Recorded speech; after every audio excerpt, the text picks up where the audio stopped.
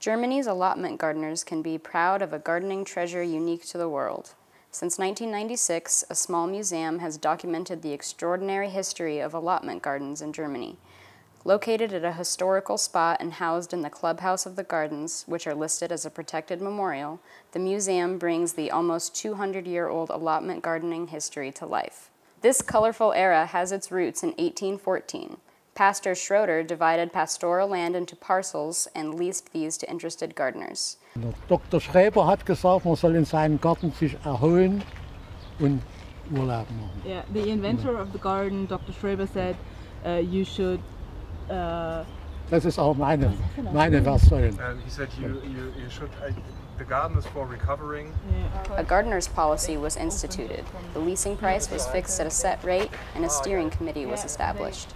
We discovered a particular gardener while strolling the small alleyways of the garden, listening to the jovial and gregarious musings of gardener Georg König, who is the caretaker of garden number 107. The information marker on his gate read that König has been maintaining this particular garden since 1951. That time period covers most of the GDR era and the time since the wall fell. The plaque also lists the Jarnen family gardening through the 1940s. Kaufmann Helmut Wenck took the property in 1928, with Christian Salzmann being the earliest gardener listed beginning on the site in 1909.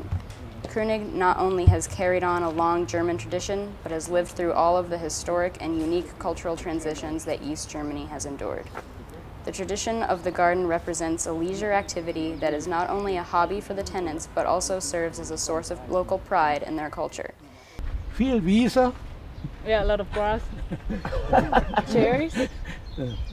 Kirschen. Kirschen. Cherries. Ein Kirschensaur-Kirschbaum, ein Apfelbaum. Apples. Und das war's eigentlich. Und Gemüse. Kartoffeln.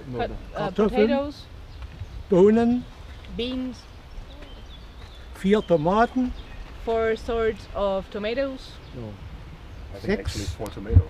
6 Stauden Erdbeeren. 6 plants of strawberries. Ja. Blueberries? Blaubeeren? Bitte? Blaubeeren auch oder Johannisbeeren? Ja, Johannes, schwarze und rote. Blackcurrant and red currant. Ein Strauch. Yeah, one of each. Ja. Und ein bisschen Wein haben sie auch, ne? Ja, und ein Wein. A little bit of wine. Ja. What's the hardest thing to keep up within the garden?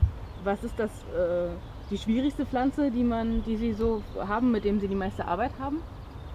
Unkraut. Unkraut. Das ist schwierig. Ja. What do you call the plants that nobody wants? Weeds. Yeah, weeds. Do you have a lot of good friends in the community? That's a good question. Haben Sie viele Freunde hier in der Gartenkolonie? Ja, eigentlich nicht. Wollen wir sagen, das sind Freunde ist zu viel gesagt. Ja. Guten Tag und guten Weg eigentlich.